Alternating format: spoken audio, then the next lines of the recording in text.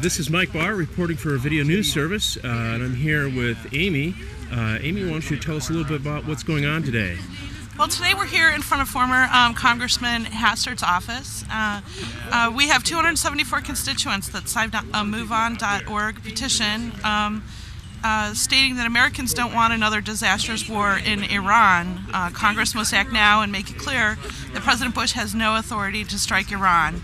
And we want to support Representative Abercrombie's Resolution 64, and it says that the 2002 authorization of military force against Iraq does not give Bush the authority to attack Iran.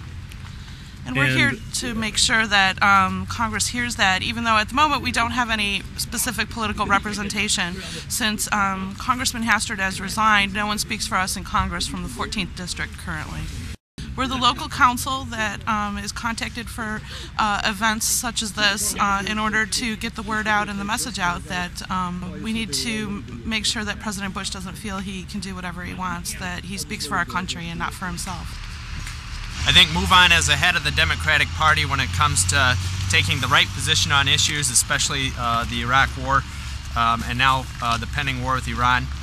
For those of you who have not read the National Intelligence Estimate, the report reads on page 5, we judge, this is we being the intelligence community, with high confidence that in the fall of 2003, Tehran halted its nuclear weapons program.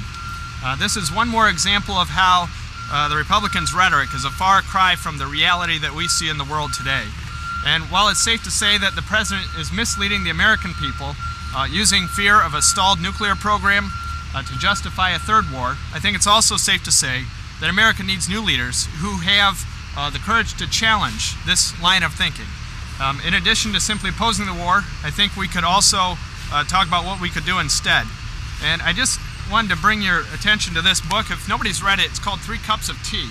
It's a fascinating book written by Greg Mortensen. Greg Mortensen was a mountain climber who was climbing K2 in Pakistan. And in a near-death experience, he was saved by some villagers and in one of the villages on the mountainside, and he decided to use a good portion of his life to help the Pakistani people. So he went about building schools in Pakistan. Not one school, but 50 schools throughout Pakistan, and many of these are in Taliban territory.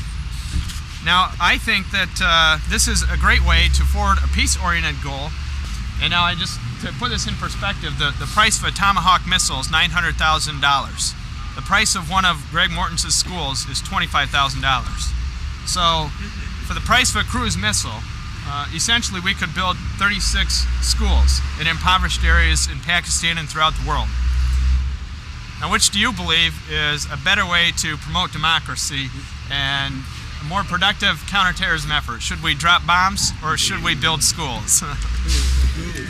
Throughout my time in the Middle East, and I served for 3 years of my military career as an intelligence analyst, I learned that the Iranian people are open to Western culture, advanced science-based, fact-based thinking.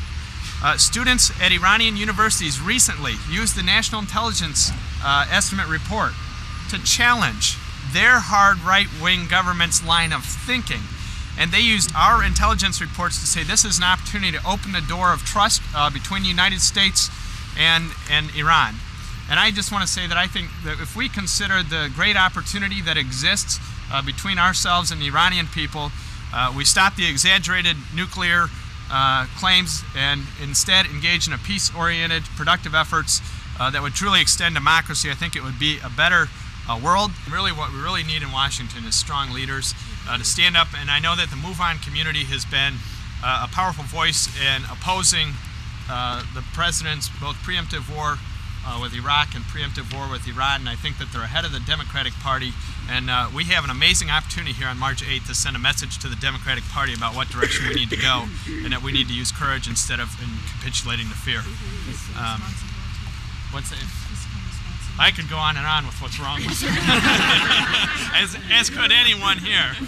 If you haven't, we're john08.com. I am also a military family member. If anybody else does have military members over there, now's a tough time for guys. I served over there for 3 years, and I always took watch on Christmas Day and Thanksgiving Day because I knew that what it's like to be with your family.